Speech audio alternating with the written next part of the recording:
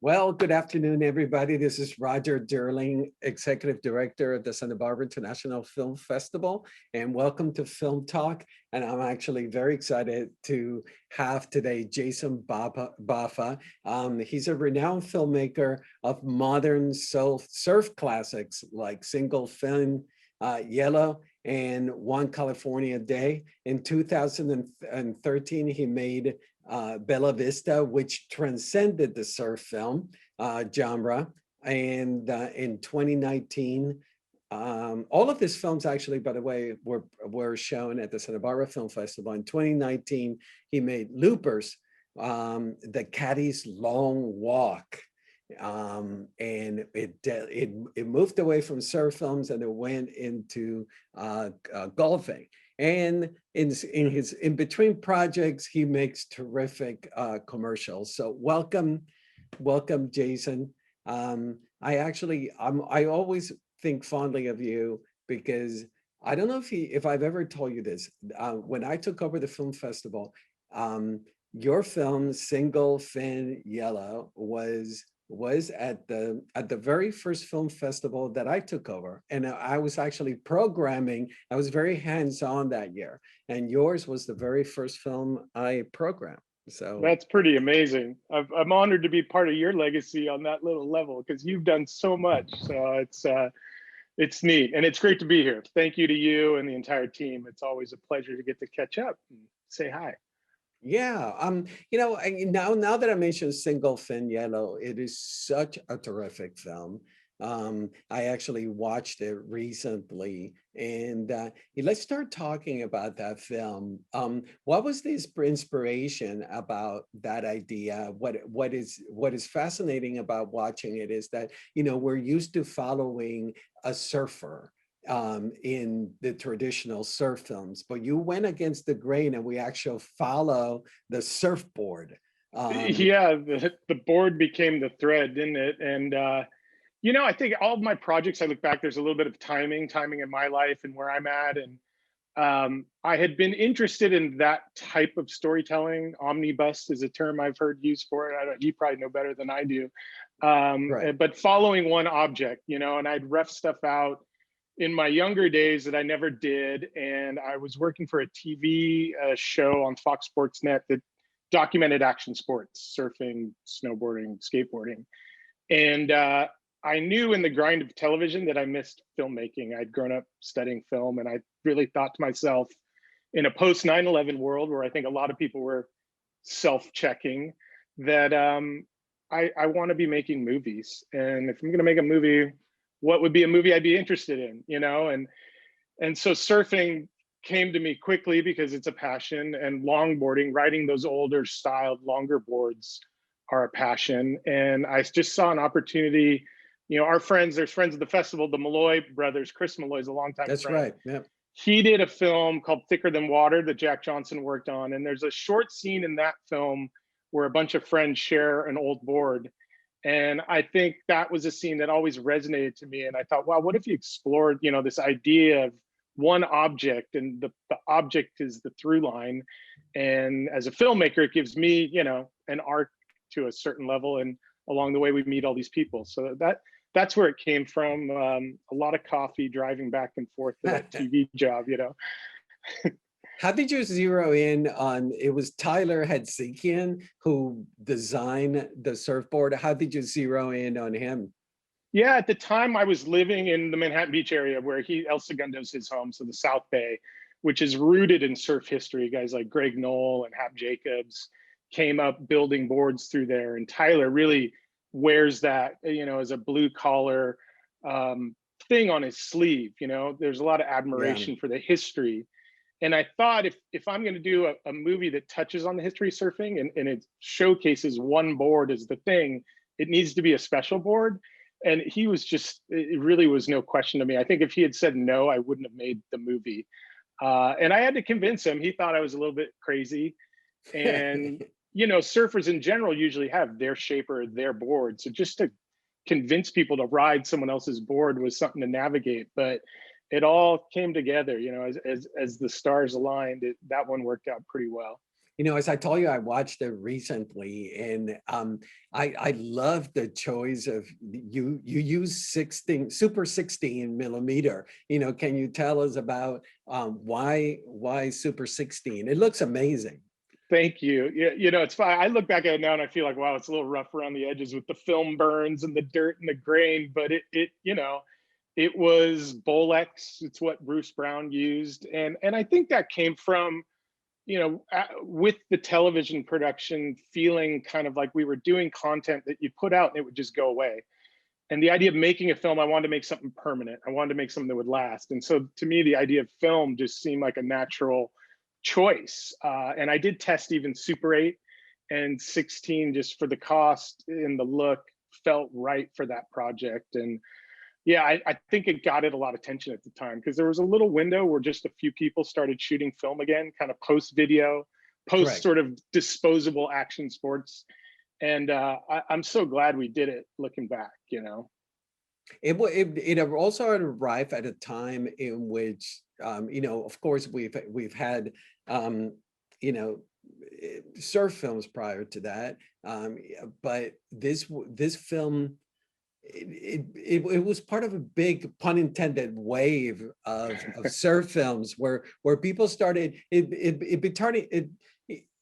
it crossed away from the niche, you know, people, Right. it started crossing over. You know, how did it feel to have that film released during that period?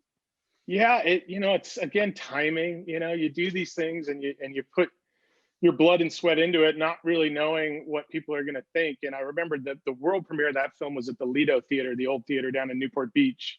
And I was literally finishing the online about an hour away in a bay, getting the credits laid in while people were in line at the theater. So I ran in hot, sweaty, freaking out, and the movie went up. And you know, it was a blur. And then at the end, it was silent, and I was thinking, "Oh my gosh, did anybody like it?" And this roar of applause kind of erupted. And so that energy that came back after all the hard work, it was overwhelming. It was an emotional experience. And I thought, okay, maybe I think we did something right here. I think this is working. And you know, that it's, as I've said before, that you make these films, you put them out in the world, but it's the audience who kind of makes it their own. And for whatever reason, that one really, I think, has struck a chord with people, a global community. And it's just been neat to hear the feedback and be on the receiving end of what it's done for people. Well, you know, let's take a look at, let's take a short clip, look at a short clip from the film. All right. So,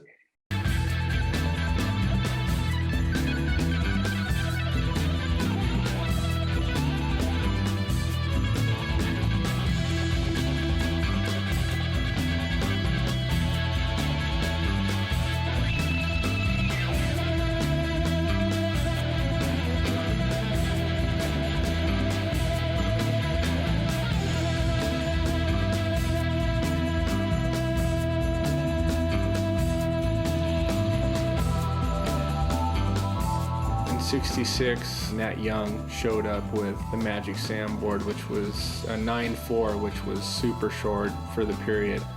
From that point on, there was a big push to go shorter and shorter. I wanted to take my board building design and my surfing without the shortboard influence into an area that was uncharted territory and see if I could take it beyond that point.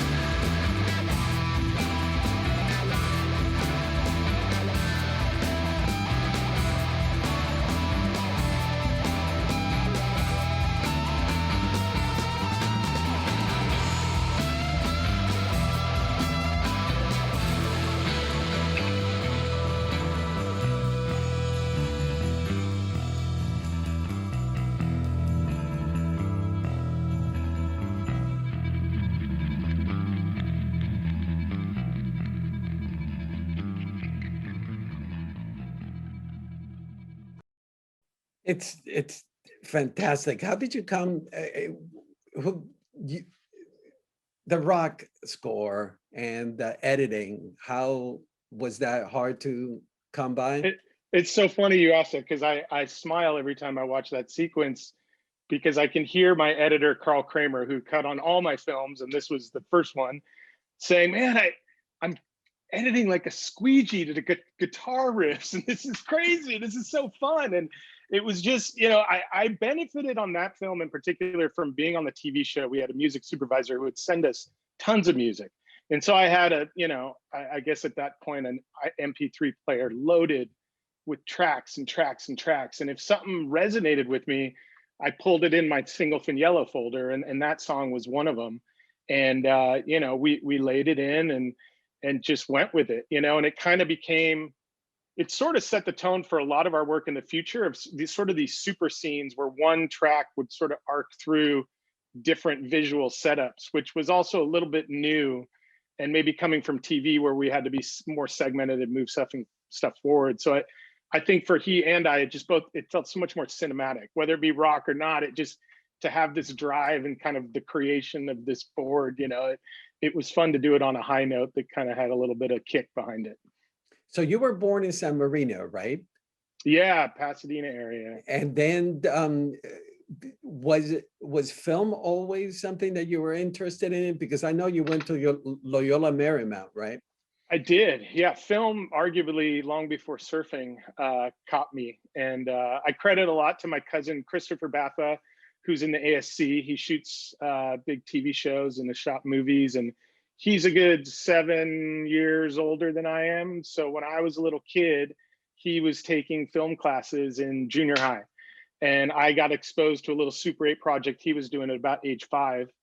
And I remember driving home with my parents saying, yeah, that's what I want to do when I grow up. I want to make movies. So I took classes at the Art Center. My parents were really supportive of, my crazy dream, and ended up at Loyola Marymount, studied film, started interning, learning, spent time at Todd A.O. Sound, which was an amazing experience, and seeing what they do with sound design and score, and just kind of padding the way. And then, I fell in love kind of with surfing during that same college time. I became surf obsessed, and that derailed my Hollywood career. And I know that you were introduced to surfing and to Santa Barbara by Richard Coffin Jr. Is that correct? Yeah, it's very fair. I grew up in a family that loved the ocean and the beach, but no one was really surfing. I had a cousin on the East Coast who would always send me notes like, you got to start surfing. And Rich Coffin, Connor and Parker Coffin's dad, he started dating my sister when I was about 5 years old. They're a little bit older than I am. They were Krista, in junior high. right? Yeah, my sister Krista. So they were 15 years old or so, and Rich became my big brother. I have 2 older sisters, so Rich was the big brother, and he credits, I think somebody in college got him going into surfing. So at that time I was a teen, and he started dragging me up to Santa Barbara, and we would surf Ledbetter and Miramar and Rincon and get into trouble on big days, and just became a big part of our relationship and our lives. And it's fun to see how that's now, created these films, and 2 young pro surfers who in their own right have done a lot for the surfing world. So. Yeah, that's terrific. I actually, I want you to tell our viewers a fact that I just love about you, the fact that you painted, and you learned painting, was it in Spain? And yeah. you actually made surf paintings? You have like very good memory, Roger. I'm impressed. Going deep, but yeah, that's true. I studied painting in Spain my senior year at Loyola Marymount, and post-college, when I kind of walked away from production for a while and went on what I call my surf walkabout. My parents are probably listening, rolling their eyes right now, remembering such time. I was painting, and I would sell the artwork to friends to stay at their house, or, I'd buy a month of rent in trade of a painting. And it was a beautiful existence. I think there's something to be said about living that way. And, I really, looking back on it, I think for me, more than anything, I grew up in Los Angeles. I grew up in production. I hadn't seen the world. We traveled as a family, but that's a different perspective, to go out and kind of live this surf lifestyle. I think I got to meet a lot of people, learn about new cultures, and all that fed into, you know, my filmmaking and my storytelling, which I would Absolutely.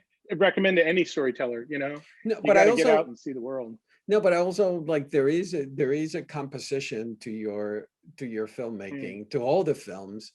And you know, your usage of color is also very poignant. And I think that must have come from the painting as well, right? Yeah, you know, my joke is I don't know what I do well, but I think I have a pretty good eye. My mom jokes that as a kid I would take my bookshelf and organize the books in order or by color. It was all very, you know, maybe OCD fixtured, but I just visually there's certain things that feel right to me, and I've been lucky that, you know, that seems to resonate with other people. You got to just kind of do what feels good to you, right? So Yeah. go with it. Yeah. So, you know, let's take a look at your follow-up film to Single Film Yellow. Single Film Yellow was 2003, and then 4 years later, you worked on One California Day, which was also shot in Super 16 millimeter. And let's Yeah, 16 on Singleton, Super 16 on One California Day with my good friend Mark Jeremias. so let's take a look at One California Day.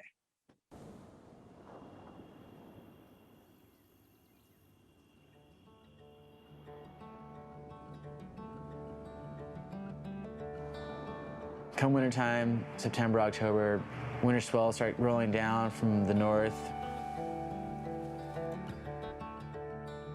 It's a straight shot to Rincon, an hour and a half away from me. One of the more popular waves of Santa Barbara County, but it is one of the better waves as well.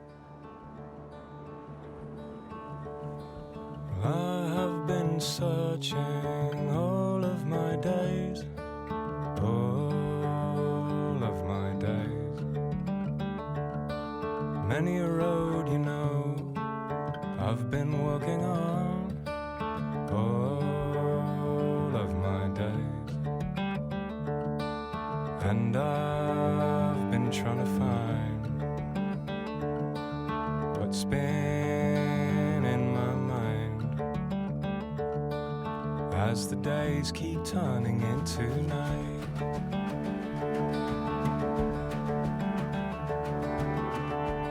A lot of good surfers come out of Santa Barbara County. It's always fun to go down there and just hang out and watch them surf and go surf with them as well. Well, I have been quietly standing in the shade all of my days. Watch the sky breaking on the promise that we made. All of this rain, and I've been trying to find what's been in my mind as the days keep turning into night.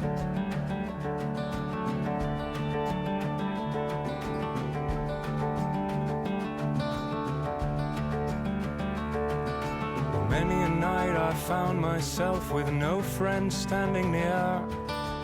All of my days I cried aloud, I shook my hands at what I'm doing here. All of these days, for I look around me and my eyes confound me, and it's just too bright as the days keep turning into night.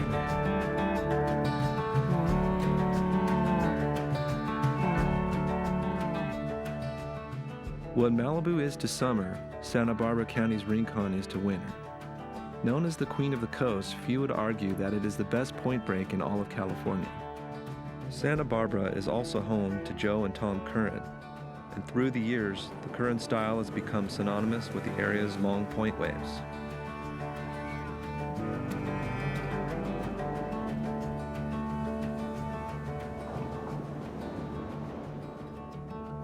Gosh, as a kid, I always thought Santa Barbara was more associated with Central California, and it felt like it was a small town. Now I feel like it's attached basically like a suburb of LA. It's like LA North. I love this film. I had actually a question when I was rewatching the whole thing a few days ago. To capture those sequences, how much do you have to roll? Do you have to just let the camera capture? It was a high shooting ratio for sure. Yeah, I mean, you get to a point where you have certain moments, I would say, where you're in sync with the surfer, and the surfer is in sync with the ocean and their equipment, and it all comes together, and the camera's working right. And part of the reason I chose that clip was I worked really hard with Joe Curran to get his waves at Rincon. You know, it's a crowded place. It can be incredibly frustrating for a surfer to get waves. Days where I had everything working, he was having trouble. Days where he got good waves, I was having camera trouble. And that was just this magic session. And I remember my wife, who was my girlfriend then, bringing me, tacos down to Rincon and sipping on a beer as kind of the day ended. And it was just that magical, like, wow, okay, we got it, But One Cabo Day, we shot for 3 years, I want to say it was 3 winters.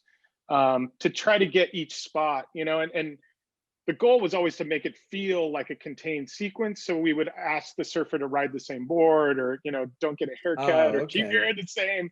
But like that sequence of him on the red board all happened in one afternoon. That was one of those just perfect, magical, moments. And the other thing that I wanted to mention that I know I sent a note to you, I don't want to take it from you, but I had a camera problem in that sort of run of surf. And longtime friend of the film festival and our old great friend, Mike DeGree, said, well, I got my camera if you want to come over. And Mike let me pull a camera out of the shed and walk me through how to load it, and said, all right, you're on your own, and off I went. So a big thanks to him for his help. A lot of that footage wouldn't have happened. Well, and speaking of shout outs to people that are no longer with us, there was oh my God, I can't believe it's just been a long day and I'm blanking out on Russ Spencer. Russ Spencer. Oh my goodness, how could I forget his darn. Russ Spencer was such a champion of surf films, and he's the one that kept, keeping tabs on what you were doing and championing them at the film festival. Yeah, really a big thanks. I think of him off and off, actually. We miss both those guys. Yeah, absolutely. I mean, that first year of me taking over the film festival, I couldn't have done it without Mike DeGree and Russ Spencer. So thanks to both of them. Now, going back to this film has a really strong narrative arc. We follow the California lifestyle through surf, and in different areas in California. Did you have that narrative built in, or was that something that kept shifting as the 4 years progressed? Yeah, it was a fluid experience, I guess I'd call it. Mark Jeremias, who I made the film with, is a great storyteller, and often, really always says story first. And so once we decided to do it, we had a very clear vision that we wanted to showcase California surf culture, past, present, future. But we did talk about, how do you do that? Could we shoot one epic swell? And would there be enough film cameras on the California coast that we trusted that could all come to, one day? And we quickly realized that it wasn't going to work that way, that he and I wanted to shoot it, and we wanted to intimately tell that story. And the idea of bringing Devin Howard on, the narrator, who's very famous in his own right and lives in Ventura these days, helped guide us to he had worked in the surf media as a writer, and we wanted him to sort of present this. And there were wrinkles to it that didn't happen. At one point, Devin was going to be working on a book, and we'd kind of cut in and out of that. But it seemed cleaner just, to go with the film and capture those people, and we tried to pick people who we felt at that time represented different parts of the culture, to kind of give you this broader look, from start to finish. And after the film was released, it opened all these doors for merchandising. Am I correct? For One Yeah, California. One California Day did, it just was, it was another film where I think the timing was really, fortuitous, because people had been riding longboards and shortboards, but it had sort of been a little more segmented. And that was a point where people were excited about, yeah, you can ride everything. If it's small, ride this. If it's not, ride that. And here we captured that and captured some of the young guys who ended up becoming really influential in the surf world. And so I think with all that momentum, the natural progression was, well, I want a hat or a t-shirt or whatever. And we ended up doing a license deal with Toes on the Nose. And for more than a few years, One California Day was put out through them. And I think that was, as a filmmaker, and I'll say to young filmmakers, it was eye-opening that you can approach the business of making films from different angles. It just the film itself, it can be bigger than the project if you are smart about how you align yourself, I guess, or collaborate. I was noticing that from 2003 and Single Fin Yellow, and then One California Day, there was a 4-period gap in the process of making. Is that, is there, what is it about 4 years with you and your project? Maybe I start pulling my hair out, or people outside of me are saying, you got to finish this thing and move on with your life. It's I joke, it's not a great business model to spend that long on anything, but I don't know. I don't know what that is. Maybe some internal clock that keeps us in check, that's saying, all right, let's get this thing, because as filmmakers in the documentary world, sometimes you need a reason to be done. You can shoot forever. So you got to be prudent with what are you going after? Do you have it? Can you tell the story you want to tell? And for whatever reason, 4 years. I didn't know that, but thank you. I think I'm due for a new one then. And then you threw us a curveball right after this film. Your next project is Bellavita, which transcended the surf film just when you thought that we were pigeonholing you into it's an amazing, I tried to describe it to people. It's like, it's a travel film. It's also a surf film. It's about wine. We follow a surfer on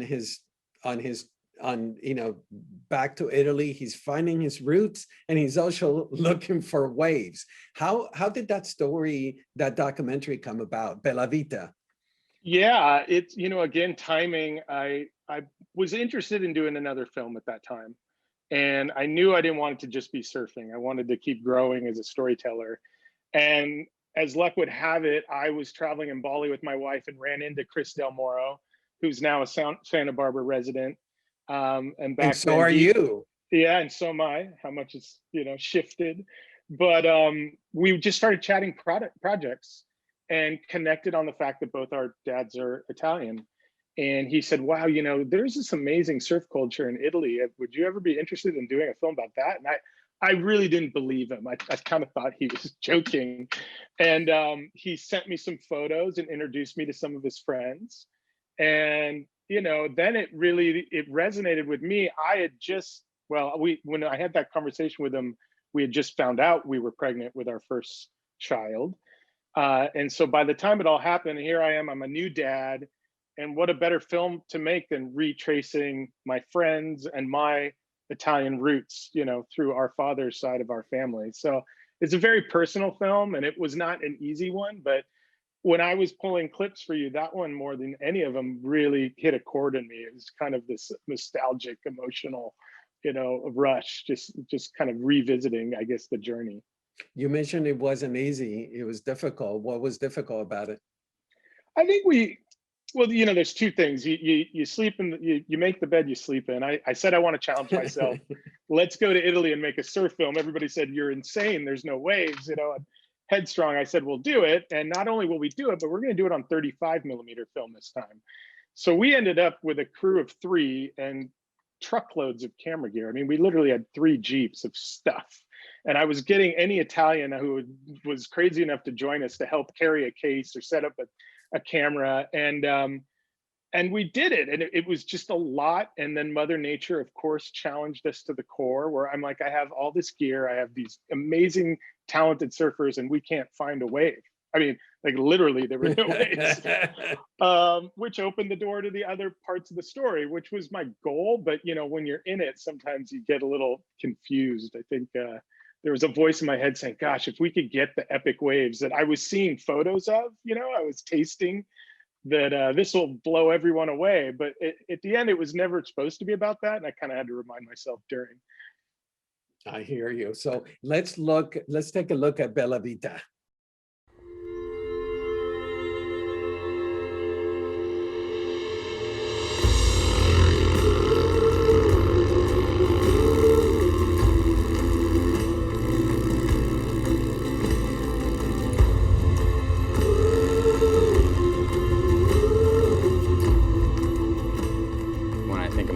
Memories of being in Italy is my first taste of independence. My mom would let me go at the airport in LAX and go on this 15, 16-hour flight by myself. I feel like a fantasy land. Like I'd come over here and it was like I was in some movie. Having my own little scooter and being able to disappear for days on end into the countryside was the first time I didn't feel like a baby anymore. It was kind of like that transition into becoming a man. Pack a lunch and head out to find myself at the beach.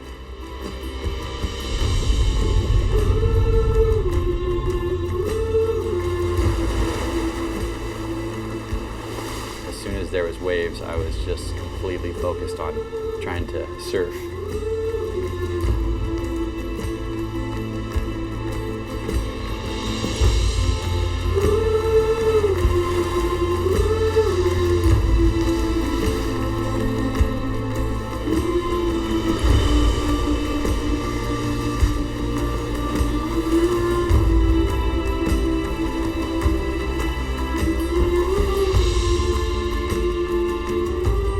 There are very good waves here, but you need to spend a lot of time, a lot of energy, a lot of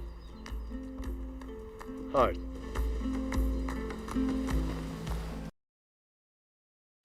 Okay, so for people that have been seeing the clips that we've been showing, there is a Json Buffer style to the lighting, to the colors. You know, there's a lot of sunshine hitting the cameras. There is a color palette that we see throughout of them. Are you aware? I mean, is that something that you strive for? Have you been aware of that Json Buffer look? Yeah, I just go with what feels right. You know, it's very visceral kind of gut reaction when shooting and or picking clips. And, you know, a lot of collaboration. Same editor, Scott Kasanoff is a really talented cinematographer who swam the camera in the water. So you know, you have similar artists. Mark Jeremias was influenced on a lot of stuff. And I think all that, you know, I guess percolates. But yeah, I don't know. I just kind of do what I do. And you know, I should mention, you asked what was challenging. Chris and I left for Italy and we didn't even have the money raised to make the film. So it was a bit of a wild ride. And I thank the producers, you know, Scott and Antu and Greg, who just stayed at home and found a way for us to get gear from Panavision in Italy and found a way to get us film.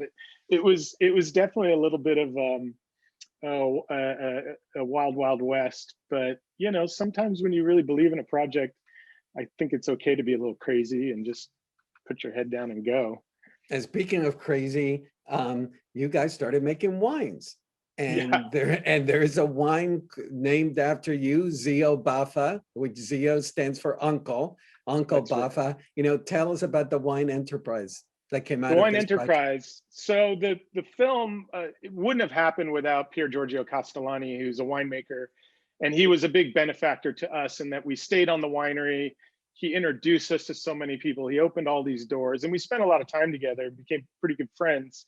And it turns out my Italian's so bad I didn't even know, but Json Buffer became my nickname during the shoot because they felt I was kind of the crazy uncle who was always trying to get people into trouble or rile things up or whatever that is. And I talked to Pierre Giorgio about One California Day and the licensing, and we were excited about what maybe we could do when the movie was done, because we had had so much fun. And as a winemaker, he said, Jason, we should make a wine, and the rest of the credit goes to him. I'm just along for the ride. But we have it here in Santa Barbara. It's at Upper Village Market and Metropolis in the Funk Zone. And it's that's been really cool for me to learn a bit about a business that's not entertainment. I mean, Roger, this is an interesting and crazy business we're in, and it's not normal. So to be involved in something that's based on farming and sustainability and organic, and you look at SKUs and numbers, and it's good for me. Get my brain away from the film stuff for a little while. So you broke away from surf films, and then the next project is Sloopers, the Caddy's Long Walk, which is about golfing and caddies. Tell us how this project happened. And it premiered at the film festival in 2019. Yeah, we did our world premiere at Santa Barbara, which was amazing. And there's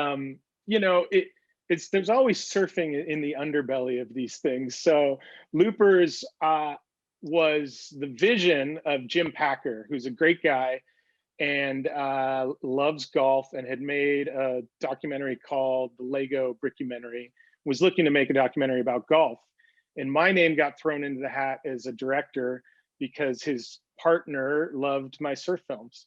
And we met, we talked about it. I grew up playing golf with my dad. I'm not much of a golfer, and I don't play much anymore, but I appreciate it. And I watched a lot of golf growing up, especially with my dad.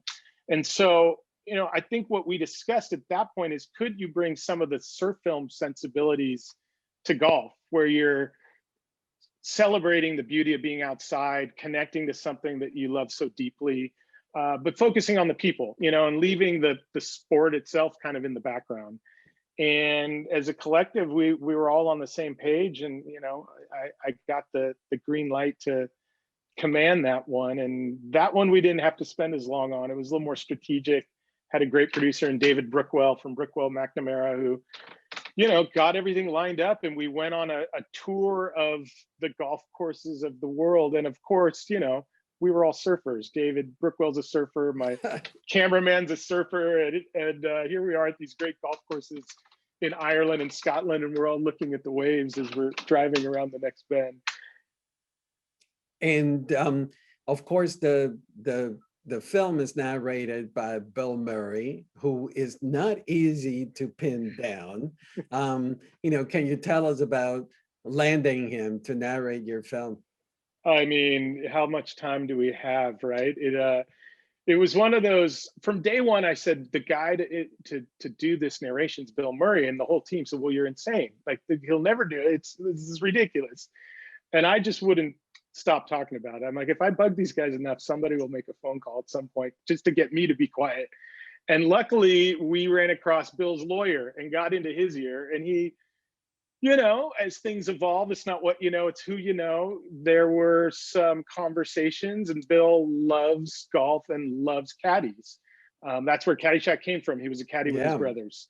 And so we got word, and I think it went something like, well, there's good news and bad news. The good news is Bill's interested.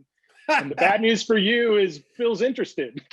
Because we had to wait, and we waited, and we had no idea if he would do it, and you would get text messages from his brothers like, I think Bill's around and might be able to do it. And it got down to finishing the film for your festival, and we hadn't gotten him yet, and we were running out of time, literally. And I remember getting a text at this very desk that Bill would be available Monday morning, on the other side of the country, if I could get out there. And I kind of think I replied, are we sure he'll be there? And the response was like, no, but we think he'll be there. So I hopped on the first red eye I could, not knowing, and, got into the recording bay blurry eyed, and there he was, ready to go. Bill Murray narrating Loopers. It was a dream come true, really, really was. And that was, you learn lessons on all these projects, and I should know this one, but the lesson of star power, just his presence in that film has given it so much more exposure in life than Correct. I think we could have achieved. And so we thank him. We're forever grateful to Mr. Bill Murray and what he brought to it. I really loved his narration. Yeah, I mean, I'm a big fan of your films, all of them. And Thank you. it's moving, it's very moving to hear all the stories from caddies. Let's take a look at the film, Loopers.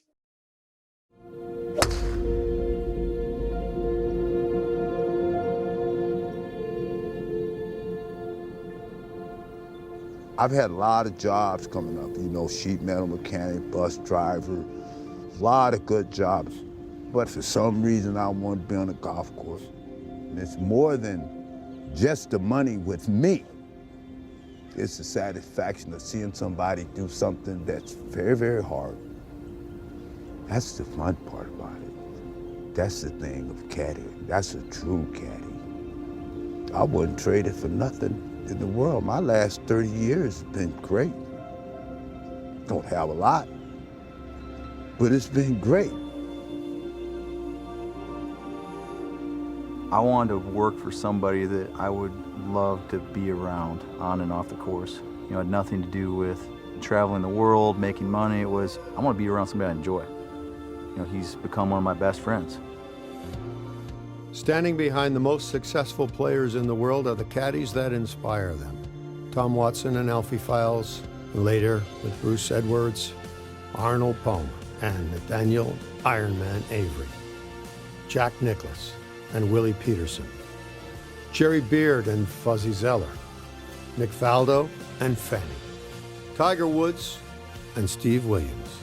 And just as Michael Greller and Jordan Spieth are in the early days of their journey, Ben Crenshaw and Carl Jackson's has come to an end. They teamed up for their first Masters tournament in 1976 and met there every April for 39 years. They won 2 Masters together, nearly won 3 others, and on the same day in 2015, they retired together. I came off the 36th hole and I could see that big figure on the back of the green. And it gave me it warmed my heart.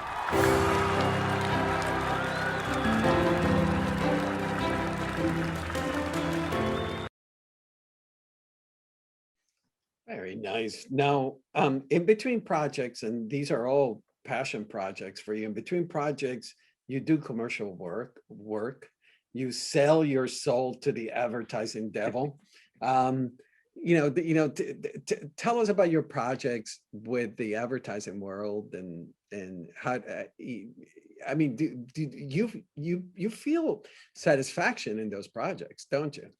Yeah, absolutely. And they're incredibly creative. They're intense. It happens quick, which I think was the big transition for me. At film, you have all this time to explore, and in this day and age, you're triple bidding for a commercial and throwing all this creative in, and you find out at the last minute, and then it's like, okay, everybody sprint.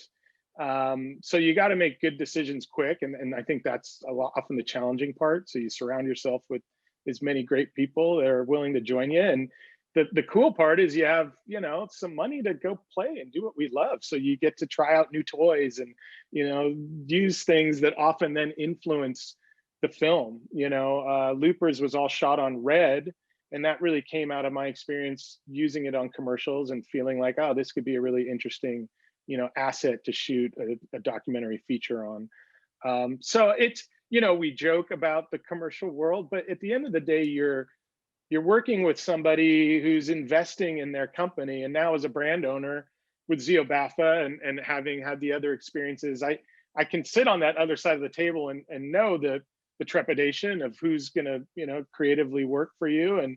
And so it's fun for me to go on that journey and help people reach a bigger audience. And I try to think of them as short films, not commercials, but yeah, at the end of the day, you're selling something. So that's always tricky. I wanted to mention on Loopers, to bring it full circle. Yeah, I should have said Jim Packer, along with Chris Brown, who is the co-investor, and Clark Cunningham, the surfer, brought me in. We're all San Marino guys who knew my sister before I knew them.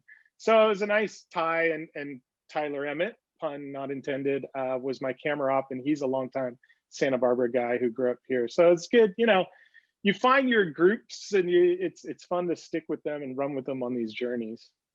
Before I go further, I remember one of your first jobs out of school is that you worked at a production company called New World Entertainment, and then you told me that your offices were above Stan Lee's Marvel Studios. I gotta hear a story from that. Well, you're opening wounds, because now I look at the Marvel entertainment world. I'm like, why didn't I spend more time in that basement? But it was my first job through, I think, a family friend. Was at first a production assistant in the New World office. We're on Sepulveda, and Stephen J. Cannell Productions were there, and they were doing a bunch of movies of the week. And so I would Xerox scripts and pass them out. And anytime there was a revision, I had to Xerox the script revision and hand it to everybody in the office. And I would go down the elevator to these guys drinking coffee with the comic book stuff. And it was Avi Arad and Stan Lee. And I would see them a few times a week, and didn't know the future well enough to have spent a little more time there. But it was fun, and I would read those scripts. And often they were doing movies of the week. So they did an X-Men movie of the week back then. I mean, this is a long time ago now, like 95. And speaking of the art, I remember reading them, and then I would draw, kind of concept art and tape it to my little cubicle where the lowly PA sat, and kind of try to wow everybody with, wow, how creative this kid is, until someone told me it got taken down. But it was a great learning place, getting to see those projects come to life. And they actually wanted to groom me to be a production manager. A lot of stuff was being shot in Canada, and I was offered a pretty nice job by the end of my tour to get groomed to do that. And I said, but gosh, I want to direct, I want to be on set, could I be there? And they're like, well, we're not going to send you to Canada, kid. And I said, okay, I'm going to go do my own thing then. And I walked, which, again, my parents roll their eyes as I tell these stories, but that was sort of my last job before the surf walkabout. And then when I came back to Blue Torch and met Mark Jeremias, that was the beginning of what brought me back to film. Let's have a peek at one of your commercials so people get a taste of what you do.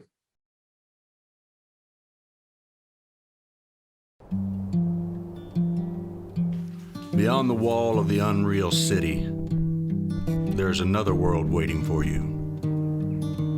It's the old true world of the deserts, the mountains, the forests, the islands, the shores, and the open plains. Go there, be there, walk gently and quietly deep within it, and then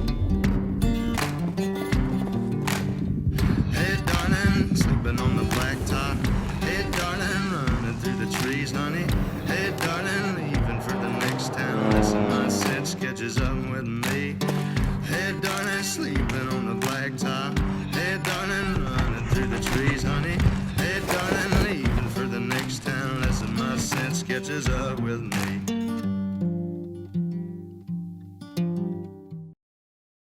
See, and it has all the Json Buffer signature touches in there. So what are you working on right now? It was interesting going into COVID. I had switched into writing and developing projects that were narrative but non-documentary, so scripted, feature, and television. So it was, in a weird way, it was a time where I was already at my desk, so I was really able to take that time off as the world shut down. My commercial work is, I'm paid to travel and shoot stuff, and that went away for me for sure, as it did with everybody else. So we've been working on those projects. So the one script, Halos, is an indie, kind of an action thriller, and we're talking to investors now. If anyone's watching, wants to talk about it, I'd be happy to. And I'm really excited because as life goes, with all my focus into that, out of left field, sort of a surf series came across my plate, and we are officially a Go series on a major streaming network. It hasn't been announced, so I can't say which one, but we're going to be exploring surfing in Japan. And wow, what's really neat about that, Roger, is my film, and all the films, but in particular Single Fin and One California Day, really have been well received in Japan.